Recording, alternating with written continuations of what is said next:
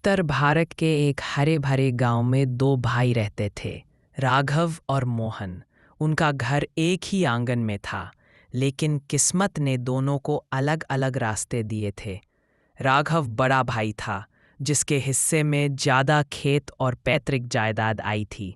वह मेहनती था, लेकिन थोड़ा सा दिखावे का भी शौकीन था। मोहन छोटा भाई था, जिसके हिस्से में बहुत कम ज़मीन आई थी। वह बहुत ईमानदार और सादा जीवन जीने वाला इंसान था। दोनों भाइयों के माता पिता बूढ़े थे और उसी आंगन में रहते थे। समय आने पर दोनों भाइयों की शादियां हुईं। राघव की शादी रीना से हुई। रीना शहर की अमीर घराने की लड़की थी। उसका पालन पोषण नौकर चाकरों और ऐशो आराम के बीच हुआ था। उसे गांव की जिंदगी बिल्कुल पसंद नहीं थी। मोहन की शादी सीमा से हुई। सीमा गरीब घर की लड़की थी। उसने बचपन से ही कठिनाइयां देखी थी। वह मेहनती, संस्कारी और हर हाल में खुश रहने वाली थी। शादी के बाद दोनों बहुओं का स्वभाव जल्दी ही परिवार को समझ आने लगा। रीना सुबह देर से उठती। उसे चूल्हे पर खाना बनाना, पशुओं की देखभाल करना, घर साफ करना सब भारी काम लगता। वह अक्सर कहती, यह कैसी जिंदगी है।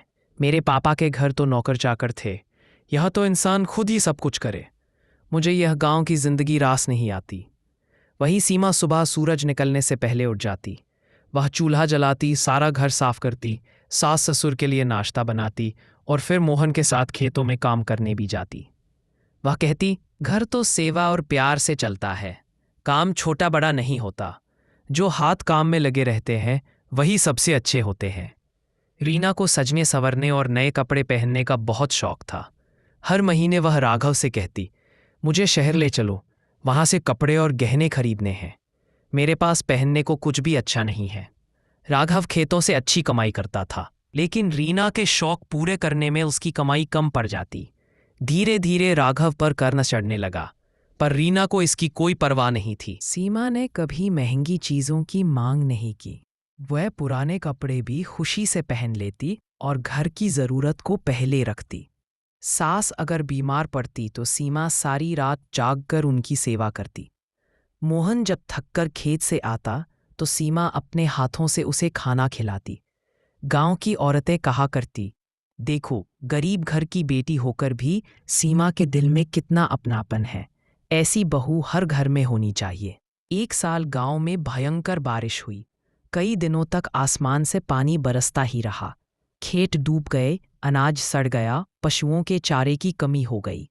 घर में खाने का संकट आ गया। इस समय हर परिवार की असली परीक्षा शुरू हुई। रीना के लिए यह समय बहुत कठिन था। उसे रोज रोज शिकायतें करने की आदत थी। वह राघव से कहती, यह कैसी जिंदगी है, न खाने को अच्छा खाना, न पहनने को अच्छे कपड़े। अगर मैं अपने मायके होती तो मुझे सब कुछ मिल जाता। मुझे शहर ले चलो, यहाँ मैं नहीं रह सकती। राघव खुद अंदर से टूटा हुआ था, लेकिन रीना की बातें उसे और दुख देती। सीमा ने इस संकट में हार नहीं मानी। उसने घर में रखा थोड़ा बहुत अनाज बांटकर सबको खिलाया। उसने गांव की औरतों को साथ बुलाया और कहा, अगर हम सब मिलकर काम करेंगे तो भूखे नहीं मरेंगे। आओ टोकरी बुने, कपड़े सिलें और शहर में बेचें। इससे थोड़ा बहुत पैसा आ जाएगा। गांव की औरतें सीमा के साथ जुड़ गईं। सब मिलकर काम करने लगी और धीरे धीरे घरों का खर्च निकलने लगा। गांव के लोग ये देखकर हैरान थे। रीना जहां केवल शिकायत करती थी, वहीं सीमा सबको जोड़कर साथ ला रही थी। एक दिन गांव के बुजुर्गों ने कहा, अमीर घर की रीना के पास सब कुछ है, लेकिन काम करने की नीयत नहीं। और देखो सीमा को, गरीब घर की बेटी होकर भी सबका सहारा बनी हुई है। यही असली अमीरी है। एक रात राघव बहुत दुखी होकर रीना से बोला, रीना, मैंने तुम्हें बहुत चाहा, तुम्हारे हर शौक पूरे करने की कोशिश की, लेकिन अब समझ आया कि ये सब बेकार है। असली खुशी घर को संभालने और अपनों का साथ देने में है। देखो मोहन और सीमा को, कितनी गरीबी में है फिर भी खुश है, और हम सब कुछ होते हुए भी दुखी। रीना यह सुनकर चुप हो गई। पहली बार उसे एहसास हुआ कि उसका व्यवहार कितना गलत था। अगले दिन रीना ने सीमा से कहा, भाभी, मुझे माफ कर दीजिए। मैं हमेशा अपने शौक में अंधी रही और घर की जिम्मेदारी नहीं समझी। क्या आप मुझे भी सिखाएंगी कि ये सब काम कैसे किया जाता है?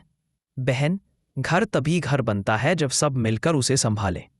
काम सीखने में देर नहीं होती। उस दिन से रीना ने सीमा से काम सीखना शुरू किया।